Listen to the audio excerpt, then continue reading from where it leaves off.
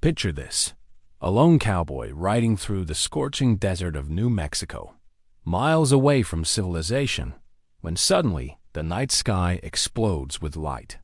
What he finds isn't a fallen satellite or military wreckage. It's a spacecraft, and inside, a being unlike anything he's ever seen. She's beautiful, terrified, and clearly not from this world.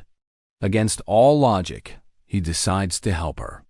But saving her life sets off a chain of events he could never have imagined. Because the next morning, when the sun rises over the barren landscape, the sky is no longer empty. 200 massive ships hover above Earth, silent and waiting.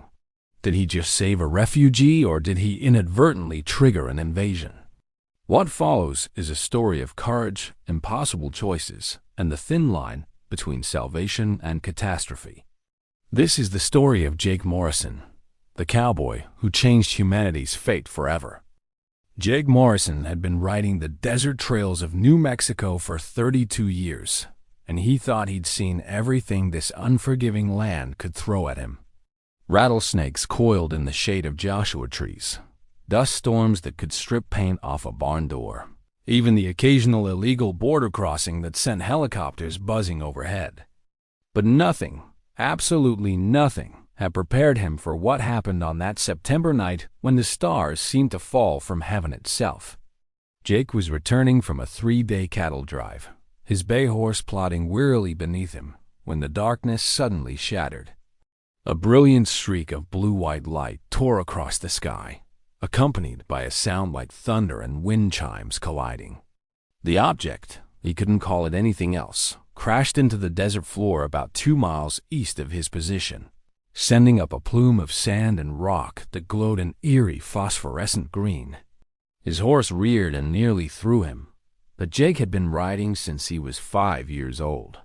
He steadied the animal with practiced hands, his heart hammering against his ribs. Every instinct told him to ride in the opposite direction, to get home, lock his doors, and pretend he'd seen nothing.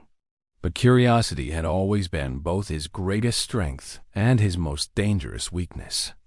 30 minutes later, Jake stood at the edge of a crater roughly 40 feet wide, staring down at something that defied every law of physics he'd learned in high school. The craft, if that's what it was, looked like a teardrop made of liquid silver, its surface rippling despite being solid. Fractures spider-webbed across one side, and through those cracks, that same green light pulsed weakly, like a dying heartbeat. Steam rose from the superheated sand, creating ghostly shapes in the cool desert air.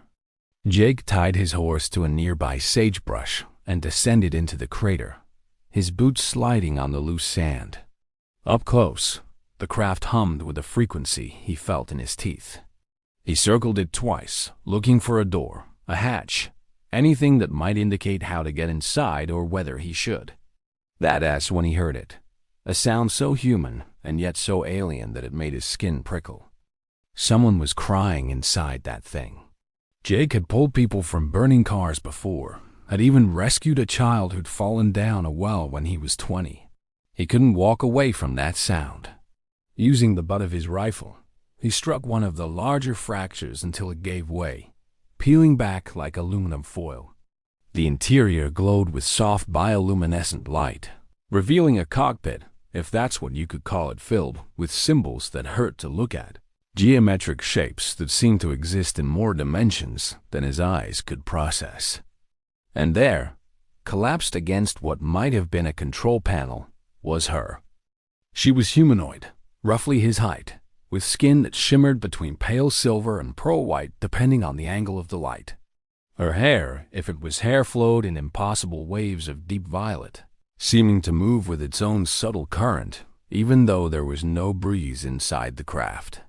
Her face was angular, but undeniably beautiful, with large eyes that held vertical pupils like a cat's, colored the same violet as her hair. She wore something between a uniform and organic armor, form-fitting and covered in the same symbols as the ship's interior. When those extraordinary eyes focused on him, Jake felt his breath catch. She said something in a language that sounded like music played backward, then winced and clutched her side. That's when Jake saw the blood, if it was blood. The liquid seeping through her fingers was opalescent, catching the light like motor oil on water. She was injured badly, and despite every science fiction movie screaming warnings in his head, Jake couldn't just leave her there. He holstered his rifle and held up his hands in what he hoped was a universal gesture of peace. The alien woman studied him with those impossible eyes, and something passed between them, understanding, perhaps, or simply the recognition of one frightened being by another. She tried to stand but collapsed immediately. Jake caught her before she hit the ground, surprised by how light she felt despite being nearly his size. Her skin was warm but not hot, and touching it sent tiny electric tingles up his arms. She looked up at him and spoke again, her voice urgent and afraid. Though he couldn't understand the words, the meaning was crystal clear. They had to get away from this place, and they had to do it now. Jake didn't need to be told twice. He could already see lights moving in the distance, probably military. Considering this was New Mexico, and anything that fell from the sky got their immediate attention.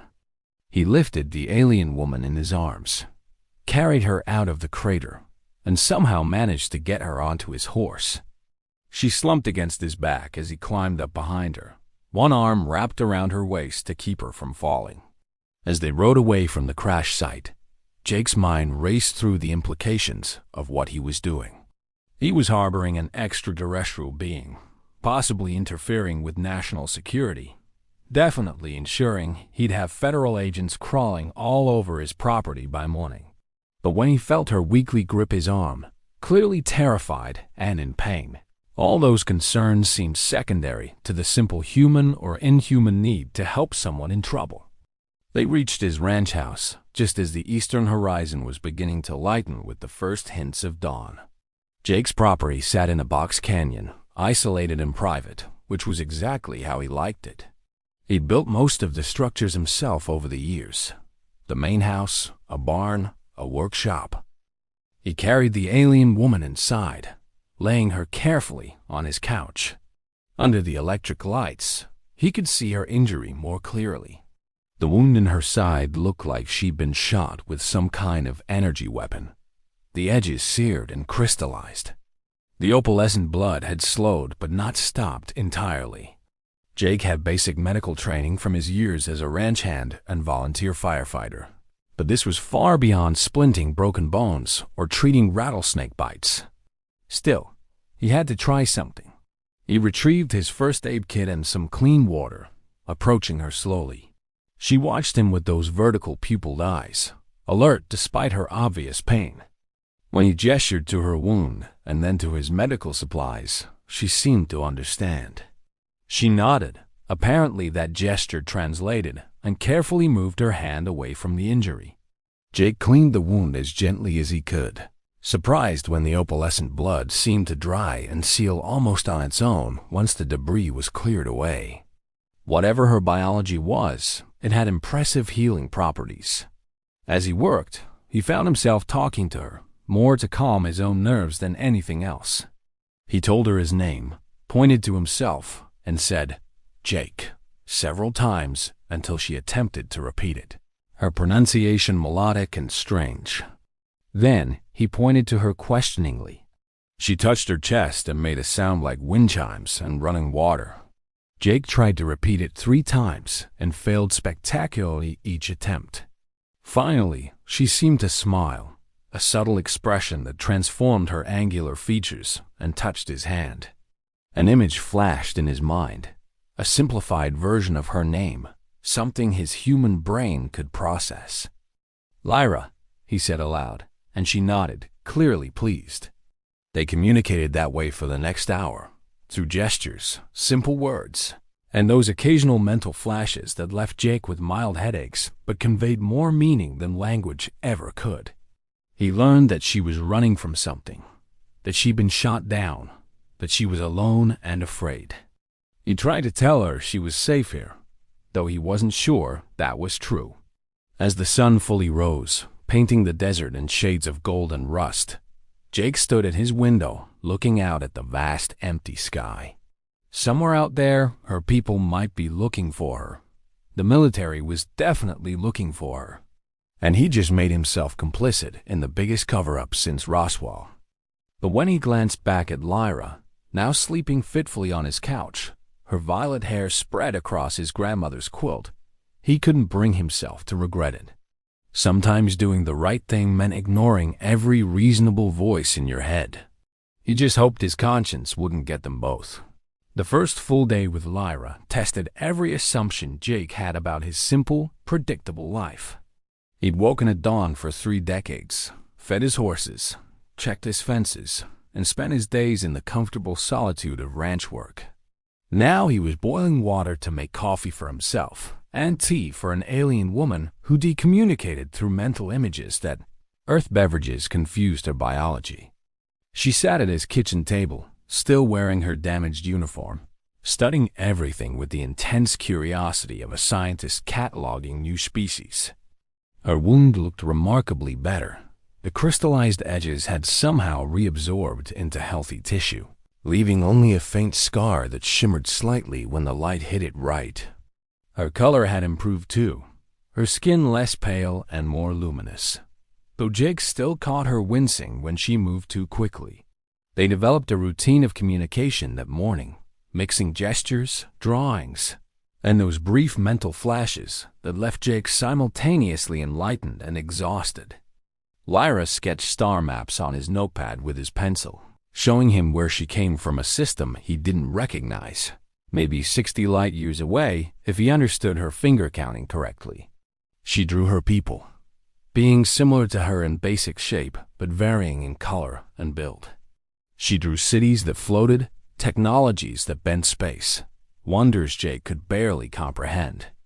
Then she drew what she was running from, and Jake's blood ran cold. The creatures she illustrated looked like living shadows with too many limbs and eyes that wept darkness. She drew them consuming planets, leaving nothing but husks behind. She drew her people fighting them, losing, scattering across the galaxy as refugees and resistance fighters. The mental image she shared when she touched his hand showed ships burning, worlds dying, children, or whatever her species called their young crying as they were separated from their families. She'd been part of a reconnaissance mission, scouting possible refuge worlds when she'd been ambushed. The fact that she'd made it to Earth at all was apparently something of a miracle. Jake absorbed all this while his coffee went cold. The scope of what she was telling him dwarfed anything he'd ever dealt with. His biggest concerns had been whether the winter would be harsh or if cattle prices would stay stable. Now he was harboring a refugee from an intergalactic war, and if those shadow creatures decided to follow her here, Earth wouldn't stand a chance. The rational part of his brain screamed at him to contact someone military, government, anyone with more authority and firepower than one cowboy with a rifle. But looking at Lyra's face, seeing the desperate hope mixed with bone-deep exhaustion in those extraordinary eyes, he couldn't bring himself to turn her over to people who likely treat her as a specimen to be studied rather than a person to be helped. Around noon, his old ranch phone rang, making them both jump. Jake answered to find Sheriff Tom Hawkins on the other line, an old friend from his volunteer firefighting days. Tom's voice was casual, but probing. Had Jake seen anything unusual last night? They're deep in reports of a meteor, or possibly a satellite crash about 10 miles from Jake's property. Military was all over it, asking questions, setting up perimeters. Just wanted to make sure his old buddy was safe and hadn't seen anything they should know about. Jake lied smoothly, surprising himself with how easily the deception came. No, sir. Hadn't seen a thing. Had been asleep by 9 like always. Storm might have woken him briefly, but that was it. Tom seemed satisfied and hung up after reminding Jake to call if he noticed anything strange. When Jake turned back to Lyra, she was looking at him with an expression he couldn't quite read. Then she placed her hand over her heart in what seemed like a gesture of gratitude, and he felt the mental flash again, understanding that he'd just put himself at significant risk to protect her, that this act of kindness was both appreciated and not taken for granted. The afternoon brought new challenges. Lyra's uniform was damaged and blood-stained, and she couldn't very well wear it indefinitely. Jake scrounged through his closet and found some old clothes that had belonged to his ex-wife before she'd left him 5 years ago. Jeans, a flannel shirt, boots that were close enough to Lyra's size. Watching an alien woman try to figure out denim buttons while sitting on his bed would have been comical under different circumstances.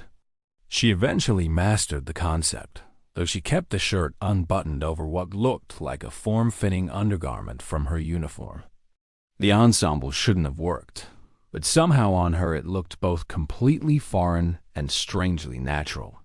That evening, as the sun began its descent and painted the desert in shades of amber and crimson, Jake taught Lyra about horses. She'd been fascinated by them since waking, drawn to the window whenever they moved in the corral.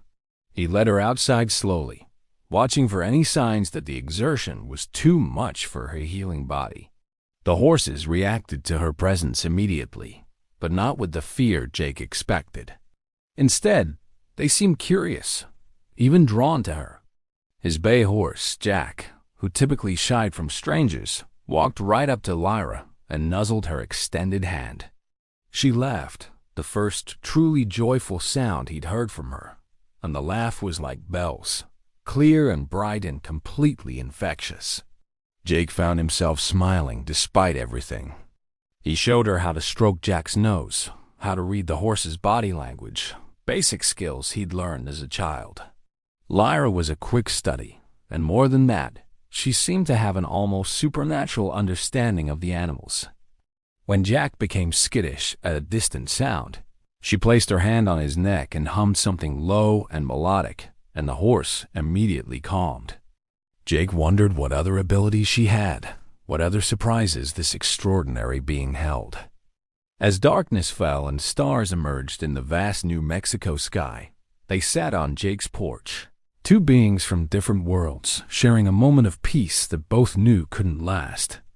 Lyra pointed to a constellation and made a sound of recognition. Apparently, some star patterns looked similar from Earth as they did from her homeworld. She traced connections between stars with her finger, telling him stories he couldn't fully understand but felt in the rhythm of her voice and the gentle mental impressions she shared. Stories of her people, of beauty and loss, of hope that persisted even in the face of overwhelming darkness. Jake told her about his life in return, about growing up on this ranch, about his failed marriage and his choice to live simply and alone, about the freedom of the desert and the comfort of routine, about how strange it was to have someone else in his house after so many years of solitude, stranger still that the someone wasn't even human. But strange didn't necessarily mean bad, he realized. Sometimes strange meant unexpected and wonderful and terrifying all at once. They might have stayed there all night, two unlikely companions finding common ground under alien stars, if not for what happened next. Around 10 p.m., Jake's horse Jack suddenly reared in his corral, whinnying in alarm. The other horses followed suit, panicking for no visible reason. Lyra stood abruptly, her body going rigid, and Jake saw fear flash across her face. She grabbed his arm and pointed to the sky, speaking rapidly in her musical language. He didn't need the mental flash to understand her meaning. Something was coming. Something had found her.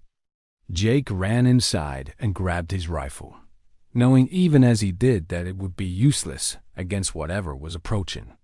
When he returned to the porch, Lyra was standing in the yard, her head tilted back, staring at the stars. And there, just at the edge of perception, Jake saw them. Lights in the sky, too coordinated to be planes, too purposeful to be satellites. 3 of them, growing larger, coming closer. They were silent, these approaching craft, which somehow made them more terrifying. No engines, no sonic booms, just inexorable approach. Lyra turned to him, and in that moment, Jake saw a decision crystallize behind those violet eyes. She pointed to herself, then to the sky, then to Jake and his house. The message was clear. She would go to them, lead them away from him, protect him the way he'd protected her. It was the noble thing to do, the self-sacrificing thing.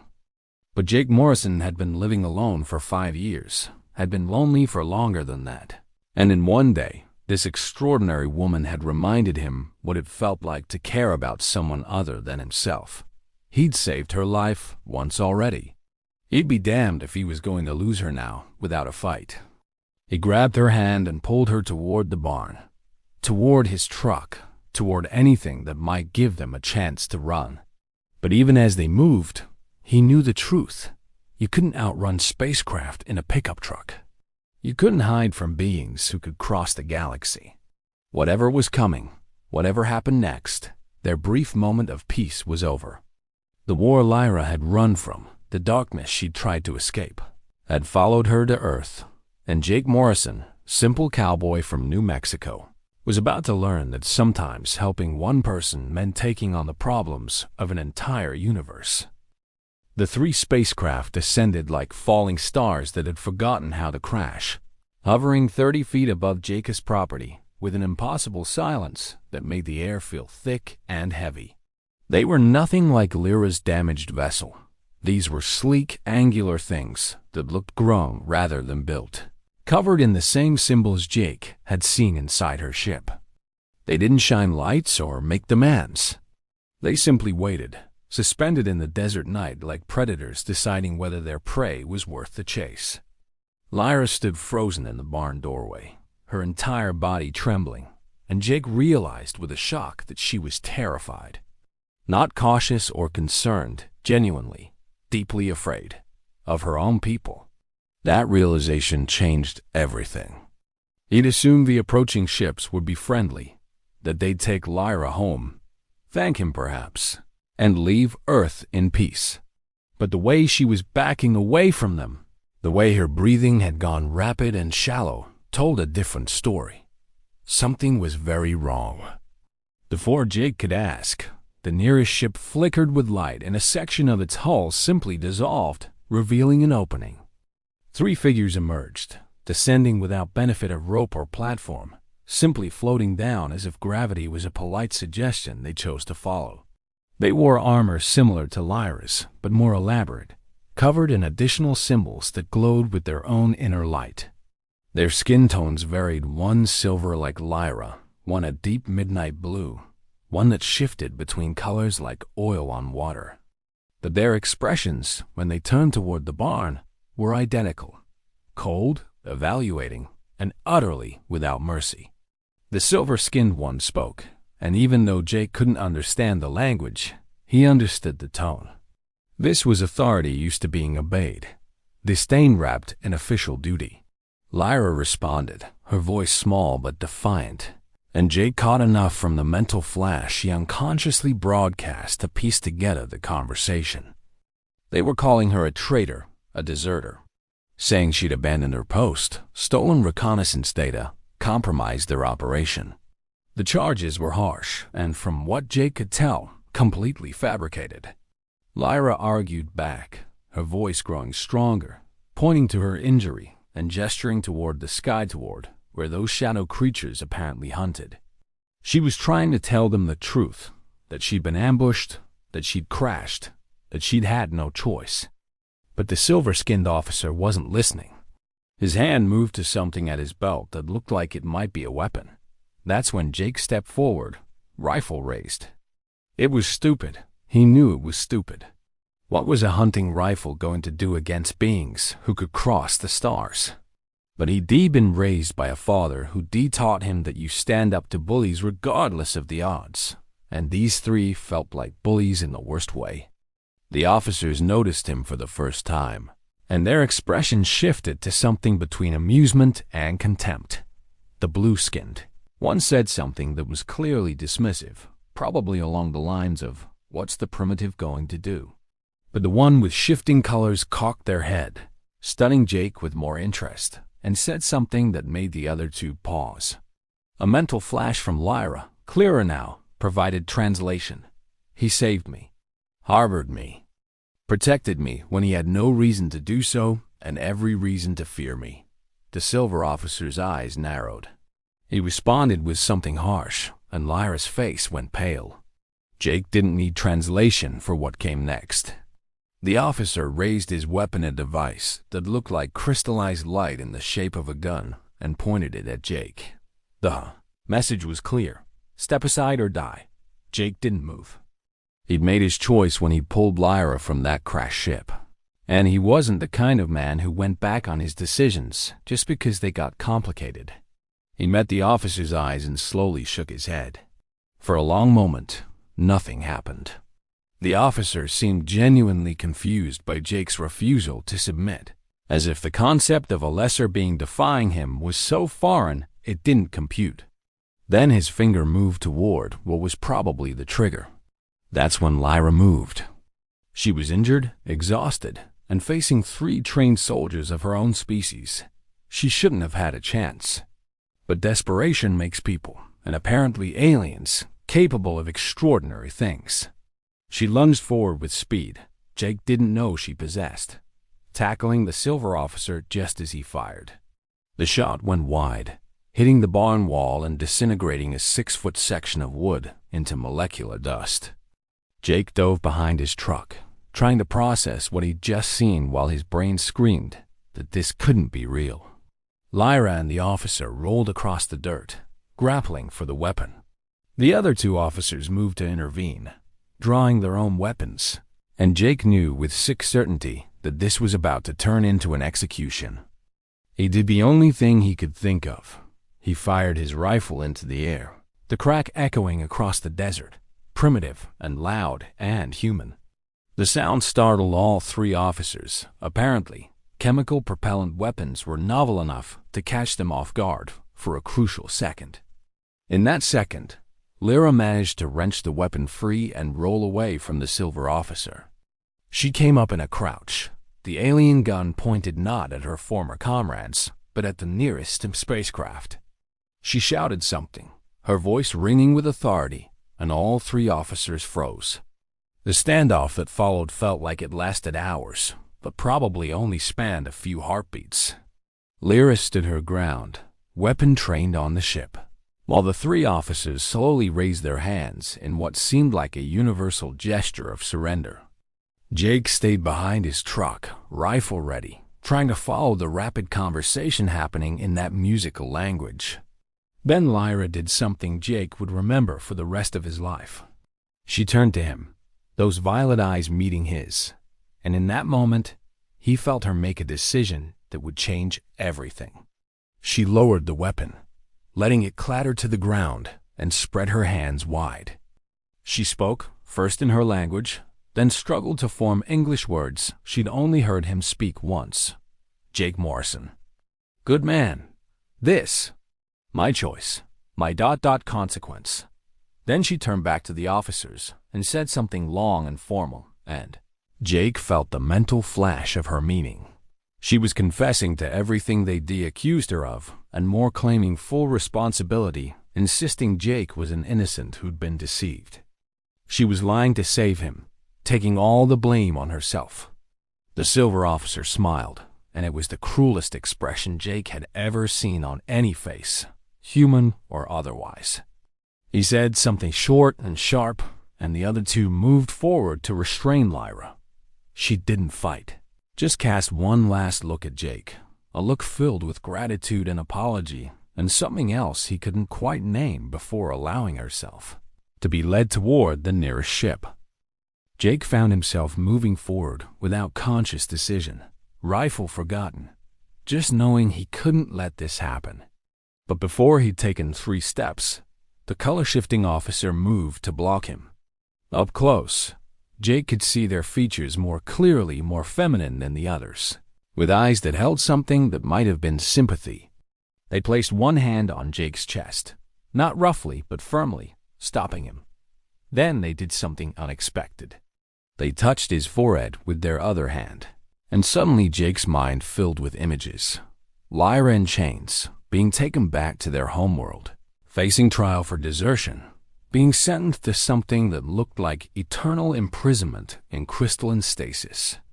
Then another image, Jake attempting to interfere and being disintegrated by weapons he couldn't hope to fight.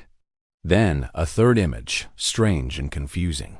Ships, hundreds of them, filling the sky above Earth. But these ships were different, larger, more ornate, and in the image, they were helping, not attacking. The color-shifting officer pulled their hand away and spoke a single word that Jake somehow understood. Wait. Then they turned and followed the others into the ship. The opening sealed behind them, the three craft rose smoothly into the night sky, and within seconds, they were gone, leaving only disturbed dust, and Jake Morrison standing alone in his yard, his world shattered, his mind reeling with questions that had no answers. He stood there for a long time, staring at the empty sky, rifle hanging forgotten at his side. The horses had calmed. The desert had returned to its usual silence, and if not for the disintegrated section of barn wall, he could almost believe the last hour had been a fevered dream. But it wasn't a dream. Lyra was gone, taken by her own people to face unjust punishment for the crime of survival. And he was helpless to stop it. Jake Morrison had lived 52 years doing the right thing, helping people, standing up for those who couldn't stand for themselves. And now, when it mattered most, his best hadn't been good enough. He walked slowly back to his house, every step feeling heavier than the last. The tea he'd made for Lyra still sat on the kitchen table, cold now. The drawings were scattered across his notepad, star maps and cities and those terrible shadow creatures. Evidence that she'd been here, that she was real, that for one brief day his life had touched something extraordinary. He was about to throw the cold tea away when he noticed something at the bottom of the cup. A small object, crystalline and glowing faintly violet. He carefully fished it out. It was shaped like a teardrop, no bigger than his thumbnail, and warm to the touch. When he held it up to the light, images flashed through his mind. Lyra placing it in the cup when he wasn't looking. A gift, a message, a promise. And the message was clear. This isn't over. He closed his fist around the crystal and felt its warmth spread up his arm. That color-shifting officer had told him to wait. Wait for what? For ships that would help rather than attack? It sounded impossible. But then again, 2 days ago, the idea of aliens existing at all had seemed impossible. Jake Morrison didn't know what was coming, didn't know if he'd ever see Lyra again, didn't know if Earth was about to face something wonderful or terrible or both. But as he stood in his kitchen, holding an alien crystal that pulsed with gentle light, he made himself a promise. He would wait, he would watch, and when the time came, whatever form it took, he would be ready. Because sometimes being a good man meant more than just doing the right thing in the moment. Sometimes it meant having faith that the right thing would lead to more right things, that one act of kindness could ripple outward in ways you couldn't predict. Sometimes it meant believing that somewhere out there, someone you'd helped for one day was fighting to get back to you. And sometimes, just sometimes, that faith was enough. The next 36 hours were the longest of Jake Morrison's life. He went through the motions of his daily routine, feeding horses, checking fences, maintaining equipment, but his mind was somewhere else entirely, replaying every moment with Lyra, analyzing every word the color-shifting officer had shared through that final mental flash. Wait, but wait for what? And for how long? He'd hidden all evidence of Lyra's presence, burning her damaged uniform, cleaning the opalescent bloodstains from his couch, filling in the small crater where her ship had been. Not because he was ashamed of helping her, but because he had a feeling that human authorities finding out about her would only complicate whatever was coming. The crystal she'd left him stayed in his pocket, warm and pulsing with that subtle violet light. He tried to make sense of it, holding it up to sunlight, candlelight, starlight, seeing if different conditions revealed different messages. But it remained constant, warm, glowing, alive in a way that defied his understanding. Sometimes when he touched it, He could almost feel Lyra's presence, as if some part of her consciousness was embedded in the crystal. It was comforting and heartbreaking all at once. The second day after her capture, the military finally came. 2 black SUVs rolled up his long driveway, disgorging 4 men in suits who showed him badges and asked polite but pointed questions about the night of the crash. Had he seen anything? Heard anything? Found any debris?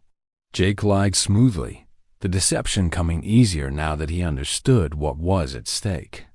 No, sir. Nothing unusual. Just a regular night. They didn't believe him. He could see it in their eyes, but they had no evidence to contradict his story. They searched his property anyway, with his grudging permission, and found nothing because there was nothing to find. After 3 hours, they left, but promised they'd be keeping an eye on the area. That night, Jake sat on his porch with a beer he didn't drink, staring at the stars, and wondering if Lyra was somewhere up there, looking down at Earth, thinking about the cowboy who tried to save her. The desert was quiet, except for the usual sounds: coyotes in the distance, the wind moving through sagebrush, the creak of his old house settling. Normal sounds, familiar sounds. And then, at precisely 2:47 a.m. on the third day after Lyra's capture, the sky exploded with light.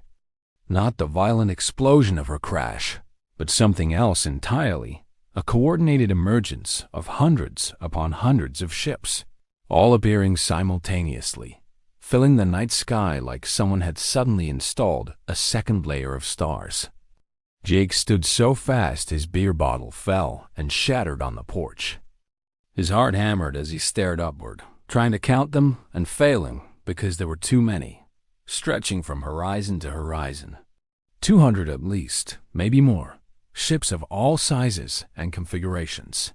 Some were sleek like the ones that had taken Lyra. Others were massive and ornate, covered in lights and symbols that hurt to look at directly. They didn't attack, didn't fire weapons, didn't make aggressive moves. They simply existed, hovering in Earth's atmosphere, silent and waiting. And somehow, Jake knew with bone-deep certainty that they were here because of him. Because of what he'd done 3 days ago when he de-pulled an injured alien from her crashed ship. The crystal in his pocket suddenly blazed with heat, not painful, but urgent. He pulled it out and it was glowing so brightly now that violet light spilled between his fingers. Images flooded his mind, clearer than before. Lyra's people had gotten her message somehow, the one she'd embedded in the crystal. They'd learned the truth, that she'd been falsely accused, that she'd found something on Earth worth protecting, that humans weren't the primitive savages their military assumed. The fleet above wasn't an invasion force. It was a rescue party, and a test. Within minutes, the silence was broken by the distant sound of sirens. Emergency broadcasts started blaring from his radio in the house. The entire world had just seen those ships appear, and panic was spreading like wildfire.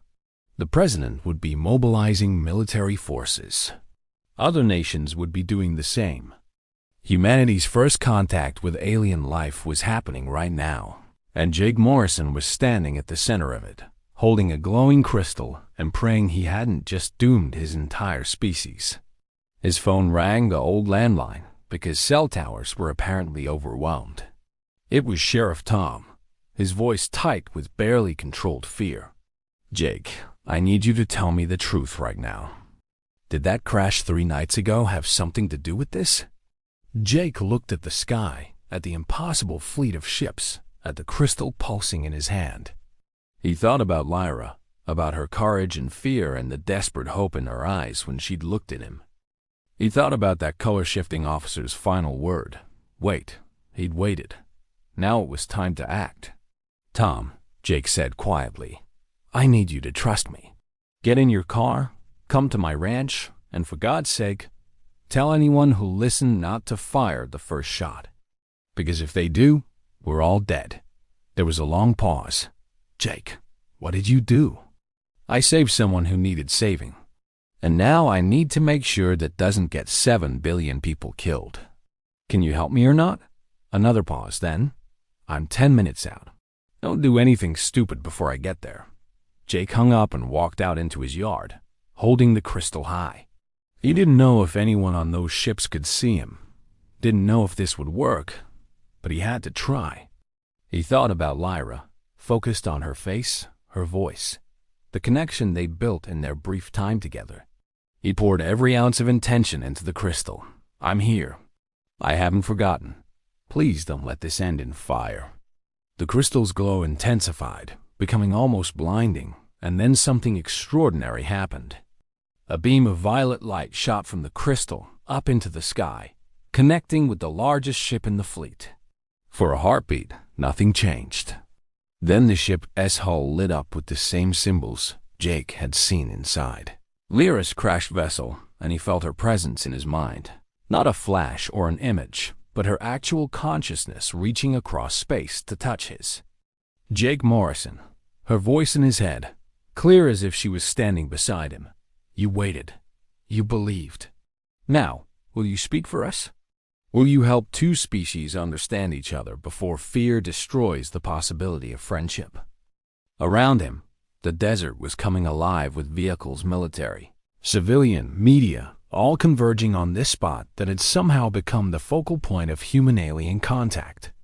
Sheriff Tom arrived, followed by trucks full of soldiers, followed by newsvans and helicopters. Jake stood in the center of it all, a simple cowboy who decided to help a stranger, now holding the key to humanity's future in his calloused hand. He thought about saying no, about passing this burden to someone more qualified, more educated, more prepared for the weight of two worlds on their shoulders. But then he remembered Lyra's face when she'd first seen his horses, the joy in her laugh, the way she'd trusted him despite every reason not to. He remembered the shadow creatures in her drawings, the burning worlds, the children crying. He remembered that sometimes the right person for an impossible job wasn't the most qualified. It was simply the one who cared enough to try. "Yes," Jake said aloud. "To Lyra, to the ships above, to himself. I'll speak for you. I'll try." The violet beam intensified, and suddenly Jake felt himself lift, not physically, but his consciousness expanding, connecting with something vast and ancient and utterly alien. He was still standing in his yard, still aware of the soldiers shouting and the helicopters circling and Sheriff Tom calling his name. But he was also somewhere else, standing in what looked like a council chamber made of living light, surrounded by beings of a dozen different species, all watching him with expressions ranging from curiosity to hostility to hope. And there, at the center of them all, was Lyra. Not imprisoned, not in chains, but standing proud and free, her violet eyes bright with tears. Next to her stood the color-shifting officer, who Jake now understood was named Cale and held a position something like ambassador. And facing them both was the silver-skinned officer who tried to capture Lyra, looking considerably less confident now. Lyra spoke, and this time Jake understood her perfectly, the crystal translating not just words but meaning and emotion. "The council has heard my testimony. They've seen the truth in my memories, that I was ambushed, that I crashed, that this human saved my life with no thought of reward or recognition. They've reviewed the falsified charges against me and discovered corruption in our military ranks. Officers who wanted to cover up their own failures by making me a scapegoat." The silver officer looked like he wanted to protest, but a gesture from one of the other council members, an ancient-looking being whose body seemed composed of crystallized starlight, silenced him. Cale stepped forward, their colors shifting through a spectrum of what Jake somehow knew represented diplomatic formality. "Jake Morrison of Earth, you have been brought before this council because you represent something we thought lost in this galaxy. Uncalculated kindness. You had no reason to help Lyra. You gained nothing from harboring her. Yet you risked everything, your safety, your freedom, even your life, to protect a stranger from a species you'd never known existed." Another council member spoke, this one resembling liquid mercury in a vaguely humanoid shape. "Such acts are rare." The galaxy has been consumed by war for 3 generations. The Shadow Collective, the creatures Lyra showed you, they feed on fear and division. They turn species against each other, corrupt from within, destroy from without. World after world has fallen, not because they lacked strength, but because they lacked trust. They couldn't imagine cooperation with the unknown. Jake found his voice, though it felt strange speaking to beings he couldn't quite see or fully comprehend. So what does this mean? For Earth. For Lyra. The crystalline being who'd silenced the silver officer leaned forward, and when they spoke, their voice resonated like music from the beginning of time. It means, Jake Morrison, that your world faces a choice. The Shadow Collective has noticed Earth. It is only a matter of time before they arrive. You are not ready to face them alone. No single world is. But you could be ready if you join us, the Coalition of Free Worlds. 1,000 species bound by mutual defense and cooperation. But Earth doesn't know you exist, Jake protested. You're asking people to trust aliens they've only just learned about. To join a war they didn't know was being fought. To do what you did, Lyra interrupted gently. To see someone in need and choose to help, even when it's frightening. Even when it's easier to look away. Kale's colors shifted to something warm and encouraging. We are not asking Earth to make this choice immediately. The fleet you see above is a demonstration of our good faith protection, not invasion. We will station ships in your outer solar system, defending your world while you decide. We will share technology, information, evidence of the Shadow Collective's threat. We will let your people see that cooperation with the unknown can lead to survival and growth.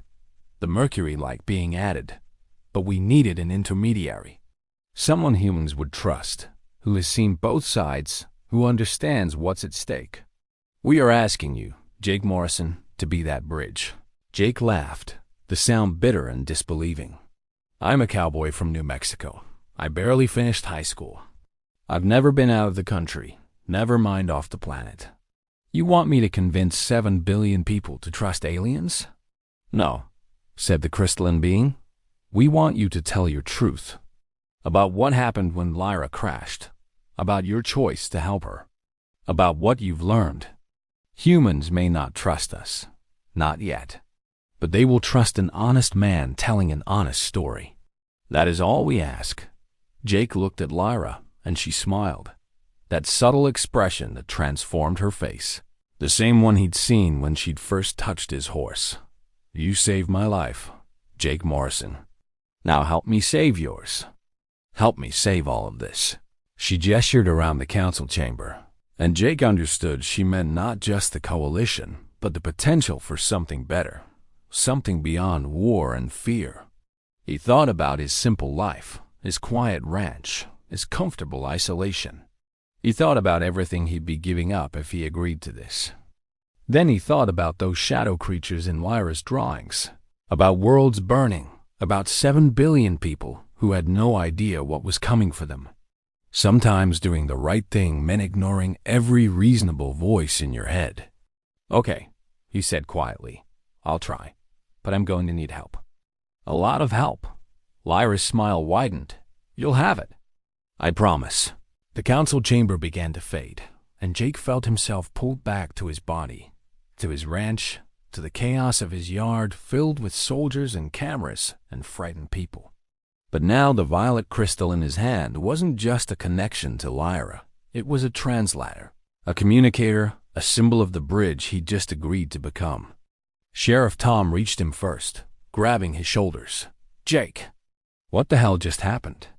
You were standing there glowing for 5 minutes, not responding to anything, and... Tom, Jake interrupted, his voice calm despite the storm of emotions inside him. I need you to get me to whoever's in charge of the military response. Right now. Because I have a message from the ships above, and if we don't deliver it in the next 30 minutes, this situation is going to go from first contact to last stand. Tom stared at him for a long moment, then nodded and started shouting orders. Within minutes, Jake was being rushed into a command vehicle, surrounded by generals and officials demanding explanations. He held up the glowing crystal and began to speak, telling them everything about Lyra's crash, about his choice to help her, about the corruption in her military and the coalition's offer of protection. Some believed him immediately. Others thought he was insane or compromised. But as he spoke, the crystal projected images into the heir Lyra's memories, the Shadow Collective's devastation, the coalition's history, evidence that couldn't be denied or dismissed. By dawn, Jake's story was being broadcast worldwide. By noon, he was on a secure video call with the President and the UN Security Council. By evening, he was standing on the roof of his ranch house, exhausted and overwhelmed, watching the sun set over a world that would never be the same. A shimmer in the air beside him resolved into Lyra, transported down from the flagship above. She stood next to him in silence for a moment, both of them watching the sky shift from gold to purple to star-studded black. "You did well," she said softly. "Better than well. Ugh. You gave us a chance." "I gave everyone a chance," Jake corrected. "Now we have to hope they take it." "They will," Lyra said with quiet confidence, "because you showed them that taking a chance on the unknown doesn't have to end in disaster. Sometimes it ends in friendship." She took his hand, her skin warm and sending those familiar electric tingles up his arm. Above them, 200 ships kept watch over a planet that was no longer alone in the universe. And Jake Morrison, simple cowboy from New Mexico, looked up at those ships and allowed himself to feel something he hadn't felt in a long time: hope. Not hope that everything would be easy, or that humanity would make all the right choices, but hope that they'd been given a chance to try. And sometimes that was enough. The following weeks transformed Jake Morrison's life in ways he never could have imagined. His ranch became the unofficial headquarters of human-alien relations, with a constant stream of diplomats, scientists, military officials, and journalists descending on his property. The government offered to relocate him to Washington or Geneva, but Jake refused. If he was going to be the bridge between humans and the coalition, he was going to do it on his own terms, in his own space. Besides, Lyra seemed more comfortable here, away from the political posturing and media circus of major cities. She'd been granted full diplomatic status by the coalition and had chosen to remain on Earth as their primary liaison. Officially, this made sense. She was the first of her people humans had met. She had experience with Earth, and her rescue had become a symbol of the potential for human-alien cooperation. Unofficially, Jake suspected she stayed because, like him, she'd found something unexpected in their brief connection. Not romance, exactly. Their species were too different for that, their biologies too incompatible. But friendship, deep and genuine, forged in crisis and strengthened by mutual respect. The coalition's offer of membership was being debated in every government and news outlet on Earth. The evidence they'd provided was overwhelming satellite imagery showing Shadow Collective forces consuming planets in nearby systems, predictive models indicating Earth would be targeted within 5 years, testimony from dozens of refugee species. But fear and skepticism ran deep. Many argued this was a manipulation, that the coalition was inventing a threat to control humanity, that accepting their help meant surrendering Earth's sovereignty. Jake found himself in the middle of these debates, speaking at the UN, appearing on news programs, trying to explain what he'd seen and felt when connected to the Coalition Council.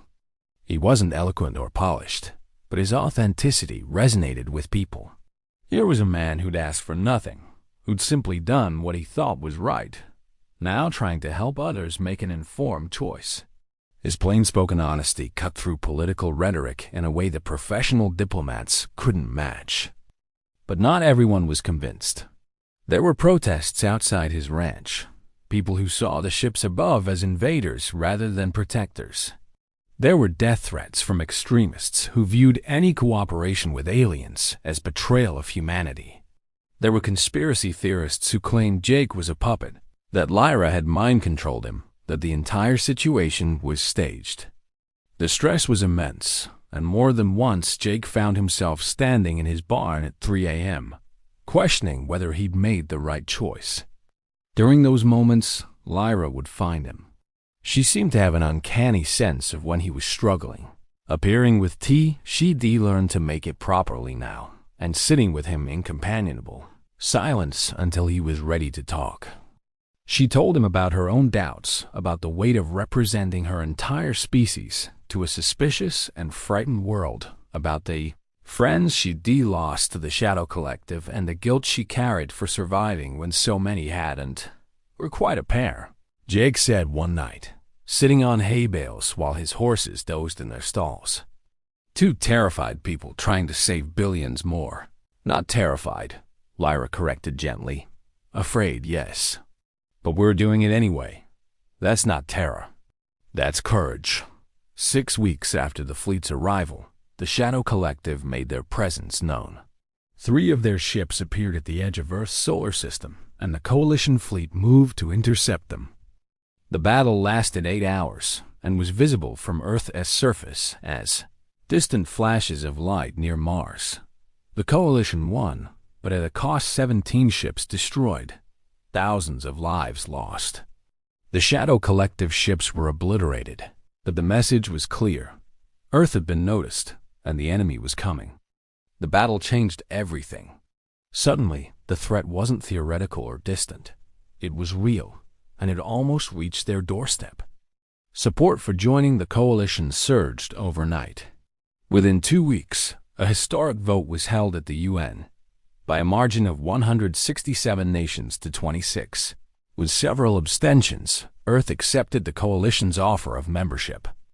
Humanity joined the community of spacefaring species, taking their first steps toward becoming something more than a single-planet civilization.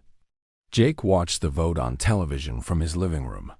Lyra beside him, Sheriff Tom, and a few other friends gathered around. When the final tally was announced, the room erupted in cheers and tears. Tom clapped Jake on the back, so hard he nearly fell off the couch.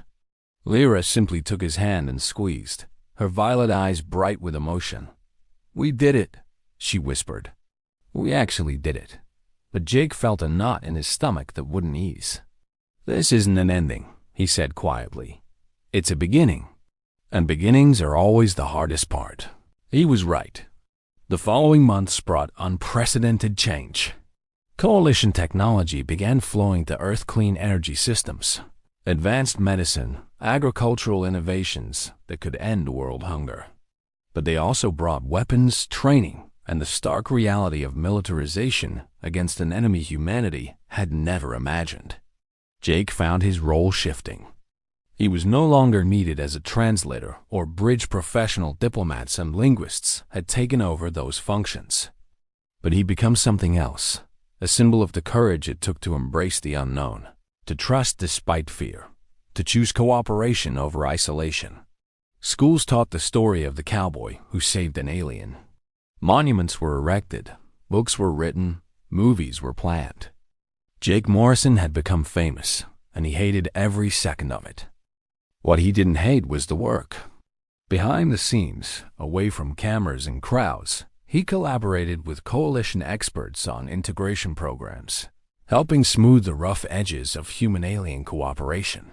He visited communities skeptical of the changes, listening to concerns and addressing them with his characteristic honesty.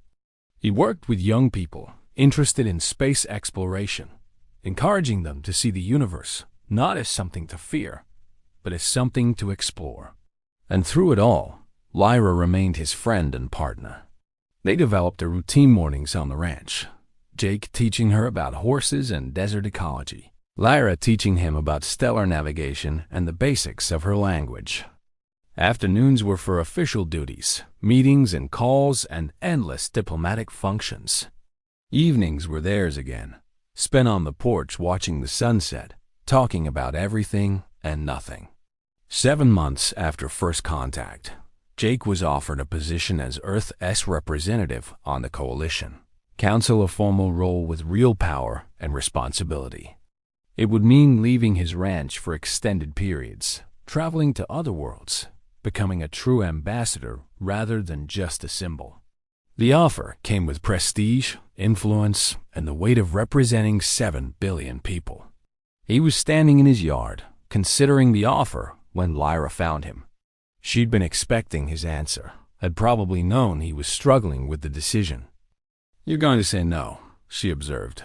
Jake nodded. "I'm a cowboy, Lyra. I did what needed doing because no one else could. But now, there are people way more qualified than me. Educated people, experienced people. I've done my part. It's time to let them take it from here." Lyra was quiet for a long moment, looking out at the desert that had become familiar to her over the past months. "Do you know what Cale told me when they were deciding whether to bring the fleet to Earth?" Jake shook his head. "They said that the Coalition had become cynical, that we'd fought the Shadow Collective for so long, lost so many worlds, that we'd started to believe courage was dead in the galaxy, that every species would choose fear over hope when faced with the unknown." She turned to look at him. "Then I told him about you, about a man who saw a stranger in pain and chose to help, despite every logical reason not to. About how you stood between me and those officers with nothing but a rifle and your conviction. About how you could have let them take me and been safe, but you didn't." "I couldn't," Jake said simply. "It wouldn't have been right." "Exactly," Lyra smiled. "You couldn't, because doing the right thing matters more to you than being safe or comfortable. That's why they want you on the council, Jake.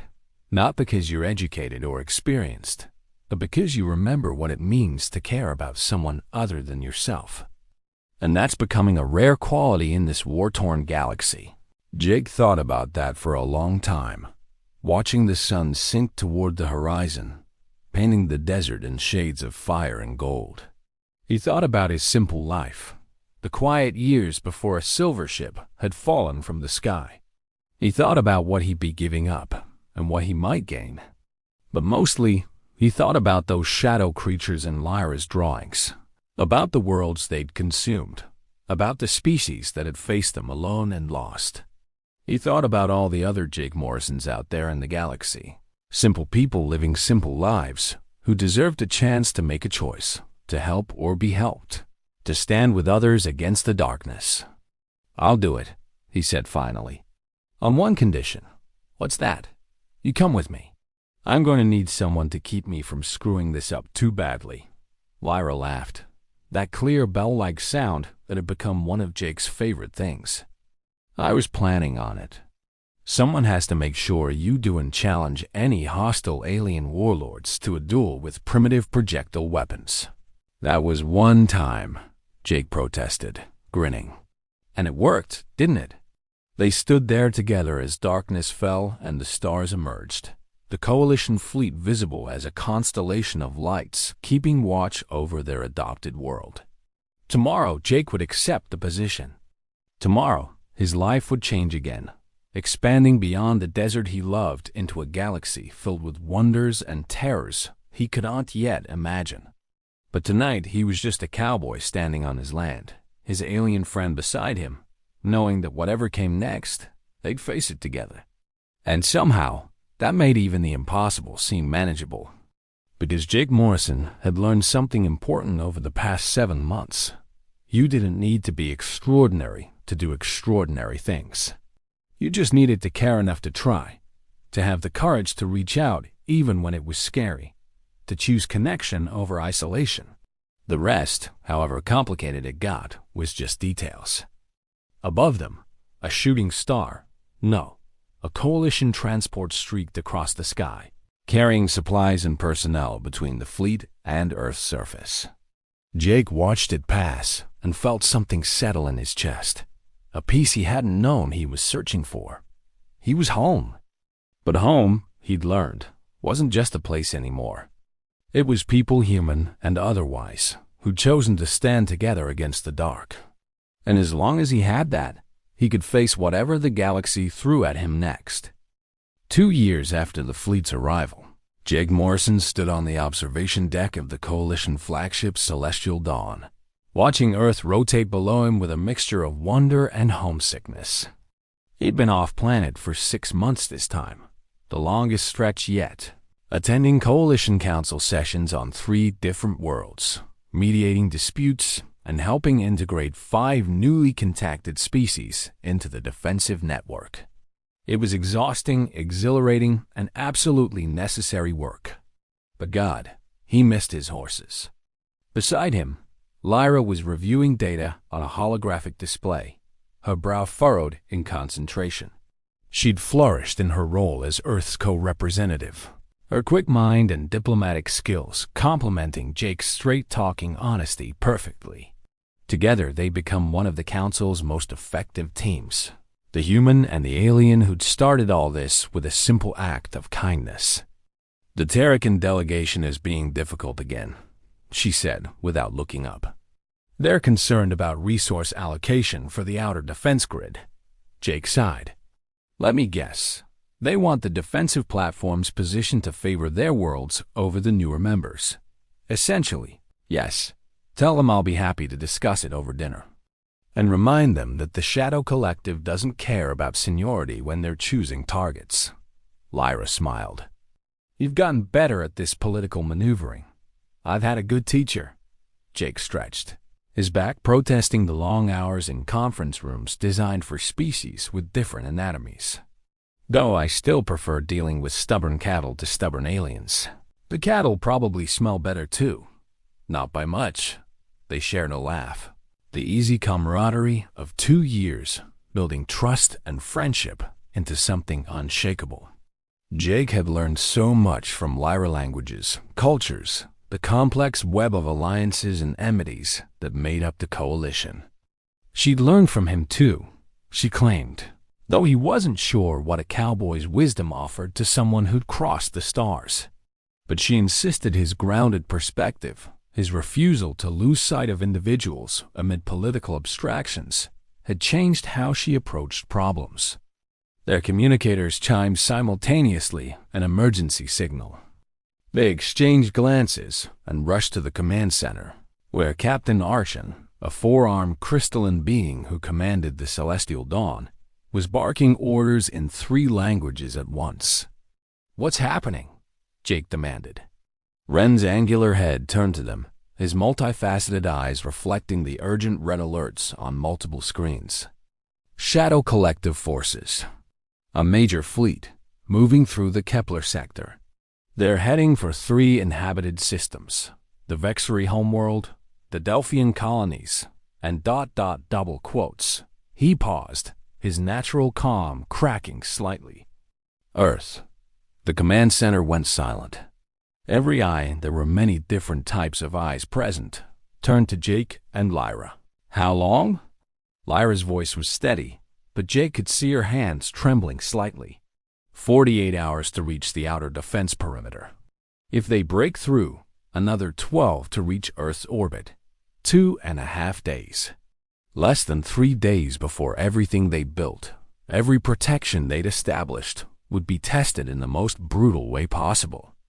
Jake felt the weight of 7 billion lives pressed down on him, heavier than anything he'd ever carried. This was it, the moment they'd been preparing for, the reason humanity had joined the Coalition, the enemy that had destroyed countless worlds. And they were coming for Earth. "Mobilize the fleet," he said, surprised by how calm his voice sounded. "Every ship we've got. Call in reinforcements from the Andorian and Persean sectors, and get me a direct line to the UN Emergency Council. People on Earth need to know what's coming and how to prepare." Orders flew, and the command center erupted into controlled chaos. Lyra gripped Jake's arm. "We're not ready. Earth's defenses are still being upgraded. We needed another year at least. We never have enough time," Jake replied. "We just have to work with what we've got."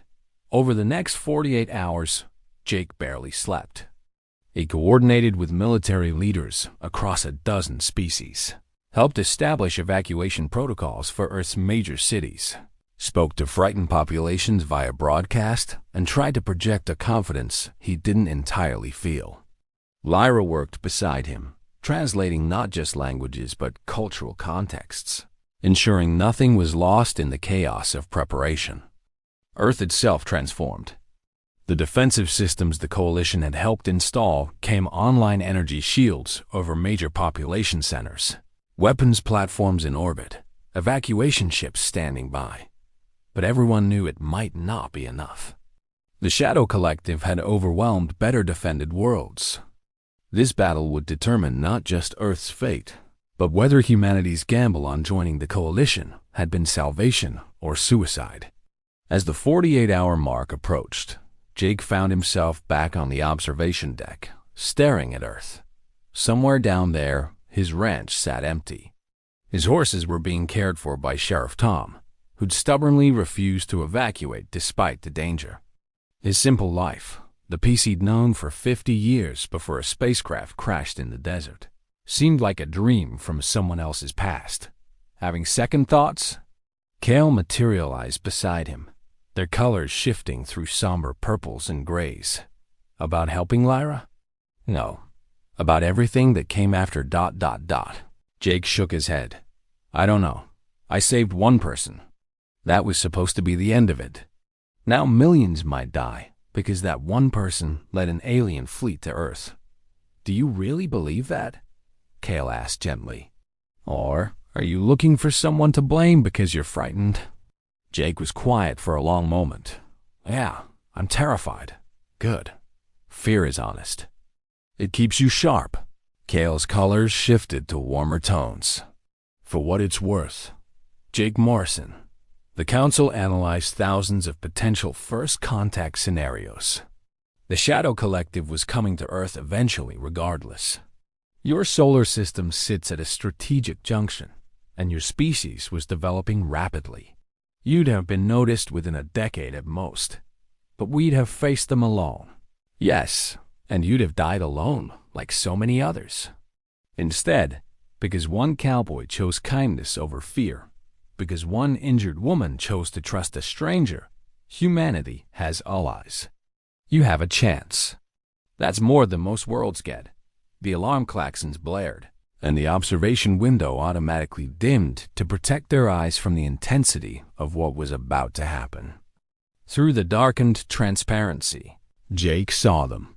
The Shadow Collective fleet emerging from faster-than-light transit, their ships looking exactly like Lyra's drawings, angular, wrong, dark enough to swallow light itself. There were hundreds of them, maybe thousands, filling the void like a locust swarm. The Coalition fleet that had gathered to defend Earth suddenly seemed pitifully small, barely 200 ships against an armada that could blot out the stars. Jake heard Lyra's voice over the communicator, broadcasting from her station in tactical. All ships. This is Lyra and Kari. Today we fight not just for Earth, but for every world that's fallen to this darkness. Today we show them that unity is stronger than fear, that life will always resist death, that hope cannot be extinguished. Hold the line. Protect the innocents. And remember, we are not alone. The battle began. Even with his limited understanding of space combat, Jake could tell it was brutal. The Shadow Collective ships moved with unnatural coordination, their weapons tearing through shields and hull alike. But the Coalition fought back with desperate courage, using tactics developed over generations of warfare.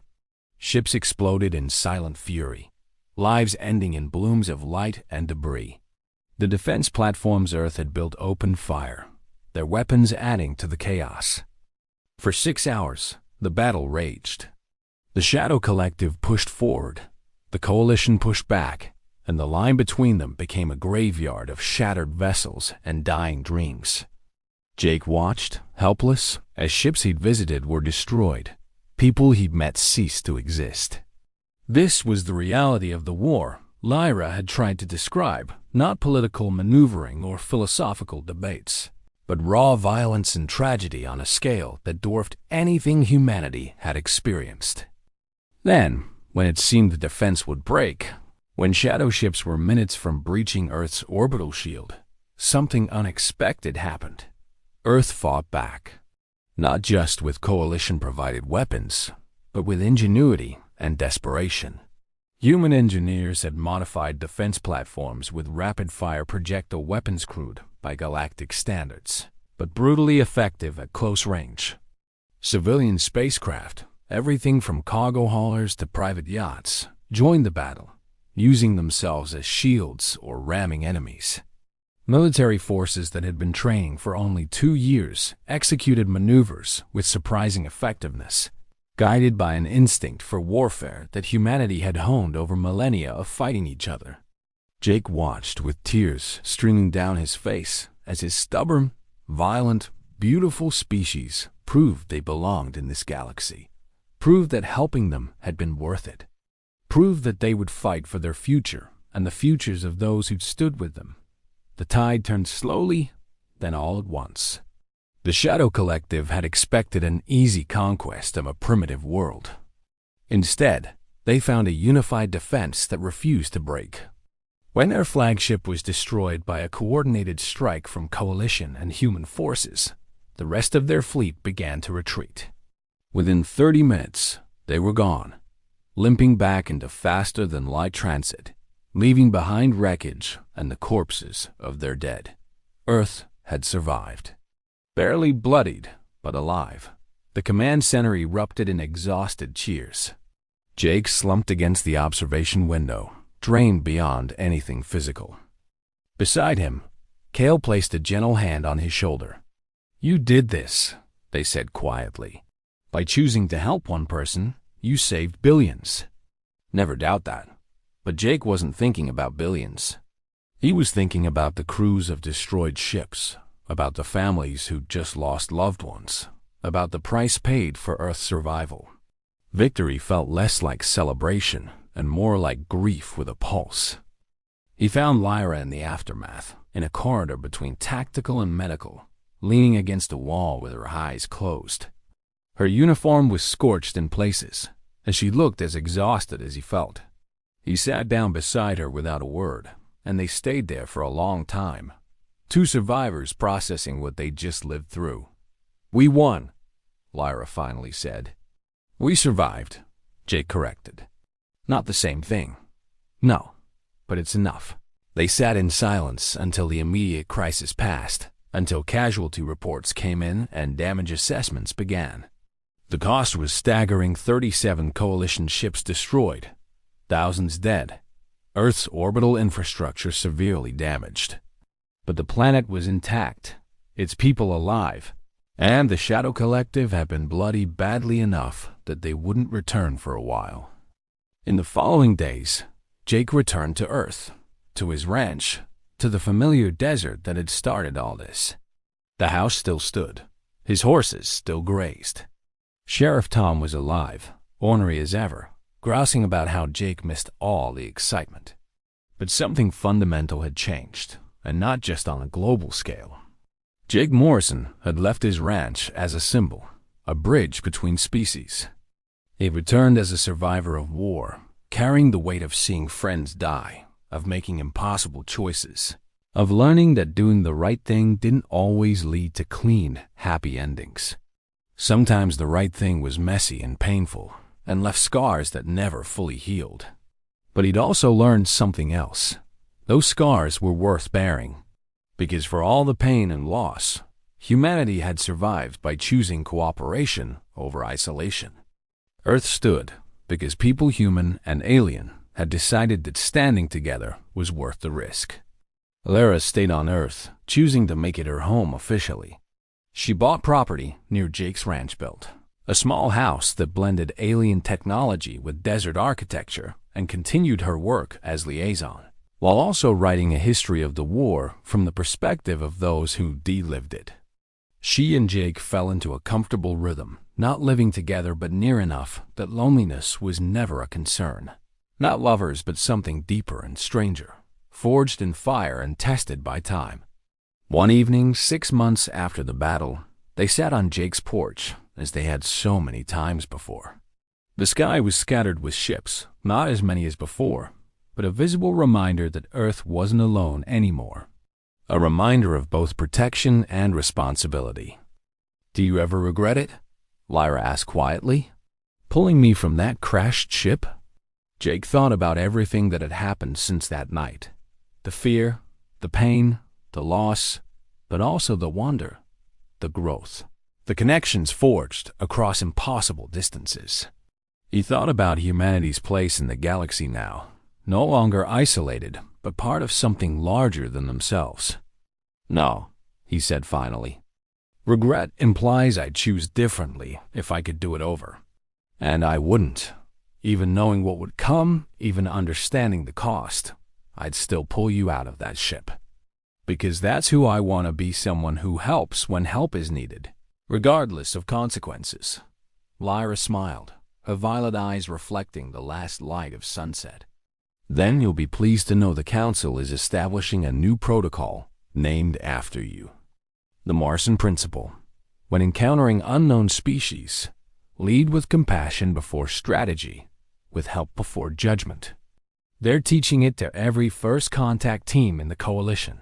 Jake felt his throat tighten with emotion. "I'm just a cowboy who did what felt right." "No," Lyra corrected gently. "You're the cowboy who changed the galaxy by reminding us what right means. And that's worth more than any weapon or strategy." They sat together as stars emerged, two beings from different worlds who found understanding despite all odds. The future was uncertain. The Shadow Collective remained a threat, and integrating humanity into the galactic community brought daily challenges. But for this moment, in this place, there was peace. And Jake Morrison, simple cowboy from New Mexico, looked at the stars he'd once thought distant and unreachable, now filled with friends and possibilities, and thought, sometimes the smallest acts of kindness echo across the universe in ways you never expect. You just have to have the courage to start.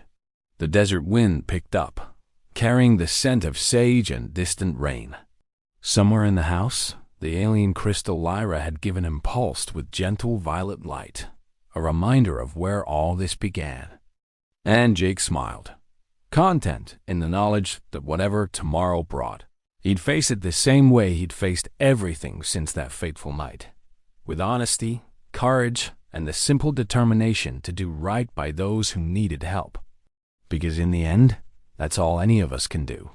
And sometimes, miraculously, it's enough.